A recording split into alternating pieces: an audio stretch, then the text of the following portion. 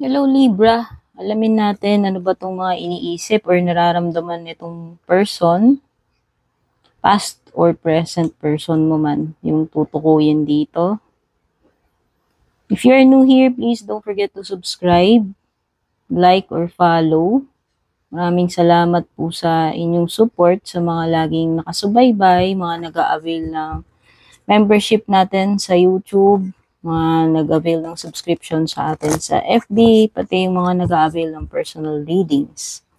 Mga personal readings natin, mag-PM lang po kayo sa aking FB page kung balak nyo pong mag-inquire or mag-book.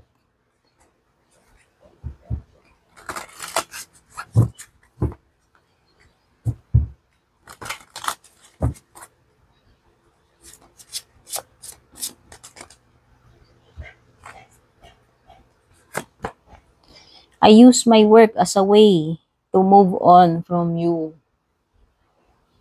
Maaaring nilulunod niya yung sarili niya sa trabaho para lang makalimot sa'yo. The truth was a bitter pill to swallow. Uy, mukhang merong hirap na hirap tanggapin tong person mo. Ano bang nangyari? Libra. I wonder if you're enjoying life more without me. I'm sorry for not being truthful with you.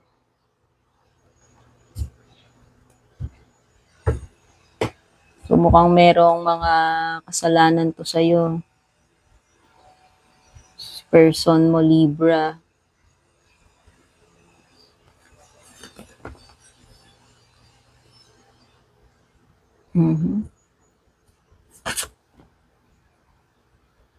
Okay, past person. Past person, maliwanag naman sa energies.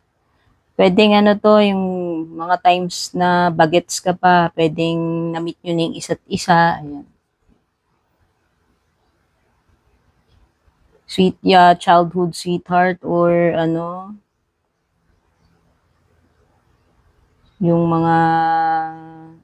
yung naging jowa mo nung bata-bata ka pa.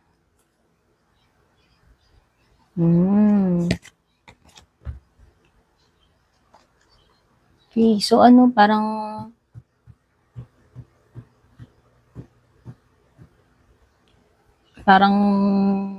naputol yung connection ninyo, naudlot, no? At mukhang itong person na to, siya yung nag-walk away sa'yo. Pero ikaw, yung the best para sa kanya, Libra, ayan. You are the most precious person in my life. You were the closest person to me. Hindi ko alam kung naging kababata mo ba yan, jowa mo nung high school or college, pero ang sinasabi dito pwedeng naging issue sa inyo is pwedeng immaturity or dahil nga siguro masyado pa kayong bata nun. Syempre marami pang pwedeng magbago, marami pang pwedeng ma-meet na person. So in short, ito yung jowa mo nung bagets ka pa na naudlot or hindi na nabigyan ng continuation yung love story ninyo. Okay, pero parang may gusto siyang ihingi ng sorry sa'yo or pwedeng nagsisi siya doon sa nagawa niya sa'yo na hindi siya naging honest. Or pwedeng meron siyang itinago sa'yo, no? Pero hanggang ngayon, pwedeng naiisip ka pa rin itong person na to.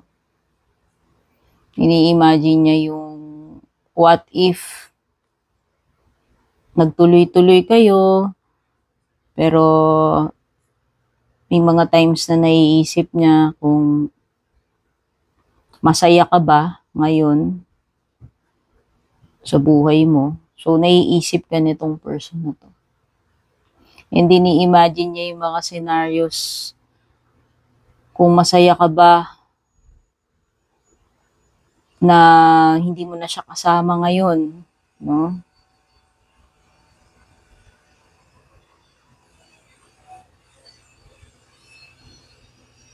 So, siguro ngayon ang ano nito, pwedeng hindi ka pa niya nakakalimutan. Oh. Kasi nga, ikaw yung the best para sa kanya. Yan. Nagkataon lang na nagkahiwalay kayo or masyado pa kayong bata noon.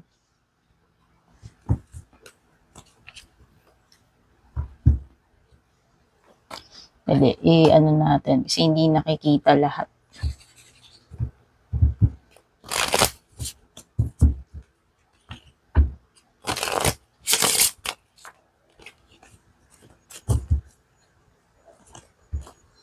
Express your love. It is important to let people know that you love them. You have nothing to lose.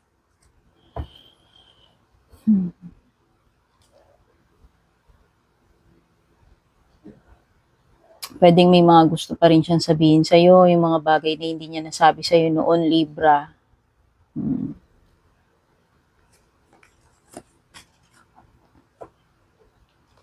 Wow! So, maganda rin naman pala yung naging story nyo nito. Ibig sabihin, this is true love para sa kanya. Or true love at least para sa inyong dalawa. Ayan. So, na-in love talaga, as in true love, yung na-experience netong person na to sa'yo. And gusto niya sigurong malaman mo hanggang ngayon na mahal ka pa rin niya. Pwedeng gusto niya sabihin sa'yo yun.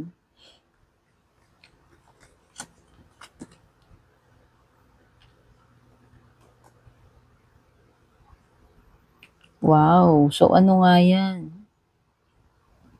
Serious yung naging serious yung naging relationship na itong person na to. I'm serious.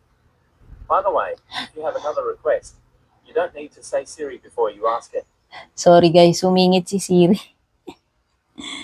My God, ewan ko pangalawang video ko na yan ganyan. Wait lang. Hindi man to dating ganun eh.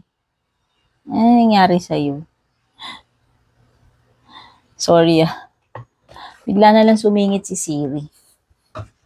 Deception. Someone is wearing a mask. Okay. Ayun na nga yun. Kasi nagsusorry siya dito. Ayan. Sumakto pa talaga ng tapat. Ayan. Susorry siya dito in the past. Kung ano man yung nagawa niya sa'yo, Libra. This person feels sorry na hindi siya naging truthful. Ayan. At nagkaroon ng deception. So, siya naman pala. Siya rin yung may fault noon.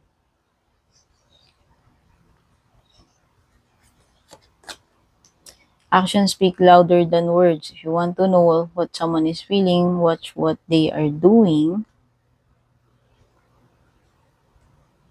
Okay, so pwedeng itong person na to, ano siya?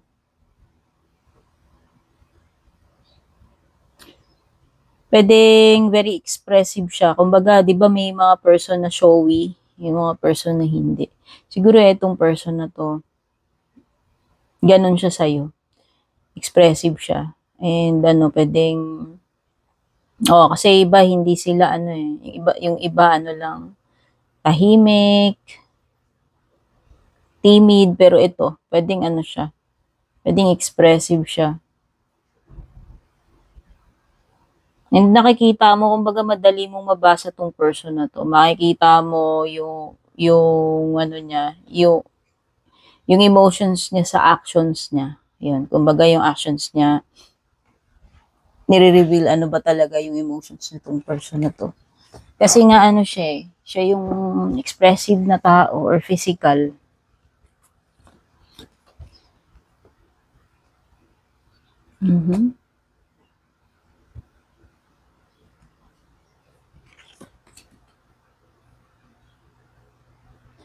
Okay, so there is still a magnetic pull na pwede pa rin kayong mahila sa isa't isa nitong past person mo na to, Libra.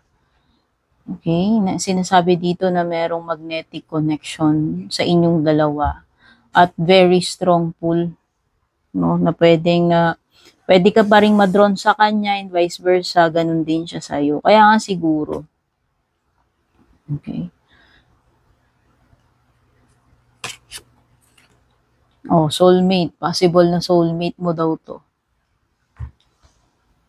Oo, kasi nakita ko naman na naging serious siya eh. Hindi ko nga lang alam ano ba tong deception na ginawa niya, ano ba yung part na hindi siya naging truthful sa'yo. Pero deep inside, may feelings pa rin sa'yo tong person na 'to. Yung gusto niyang malaman mo yun, 'no? Tsaka parang may divine timing dito na binabanggit eh. So, ito daw connection na 'to is divinely timed. So, possibilities na pwedeng ma-pull kayo ulit sa isa't isa nitong person na 'to. Okay? Parang meron something about divine timing na baka one day magkita kayo, magtagpo kayo or mag-reconnect sa'yo tong person na 'to. Kasi nga ano eh, nado-drawn pa rin siya sa'yo eh. Tsaka talagang kung ano man yung na-feel niya sa'yo noon, it is true love. And this person wants to take it to the next level sana. Kaya lang nga, siguro, di ko alam, for some reasons, nagkahiwalay kayo. And binabanggit dito na possible na siya yung soulmate mo. Okay? This person wants to express ano ba talaga yung feelings niya sa'yo. And until now, iniisip ka pa rin niya. Gusto ka pa rin niya. Libra. Okay? So, ito yung mga na-pick up ko, Libra, yung mga iniisip or mga nararamdaman nitong person na ito para sa'yo. Kung nagustuhan mo, don't forget to like and share. Take care, babush.